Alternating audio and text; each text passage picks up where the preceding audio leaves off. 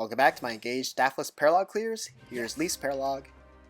Leif's Paralogue marks the start of where combat benchmarks become the main challenge to overcome rather than the movement, as this can be done as early as Chapter 18, though Sigurd's Paralogue needs to be completed for Cantor Plus.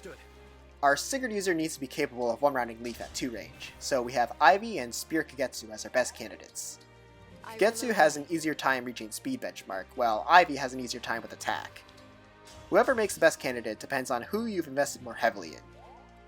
It's also worth mentioning that this clear becomes much more flexible if your Sigurd user has received the Chapter 14 boots, as that allows him to reach Leif after a Dance Recital. Otherwise, we need 2 repositions instead, and because of how Alir's forced deployment spot works, he can't perform his reposition in such a way that allows Citrine to receive his personal skill, which makes the benchmark for Astra Storm much harder to reach, with me even having to inherit both momentum and gentility. Speaking of inherits, our Sigurd user also ideally wants to inherit Draconic Hex to make it easier for Citrine to one-round with Astra Storm if she hasn't been sufficiently trained, making this clear potentially quite expensive if done early.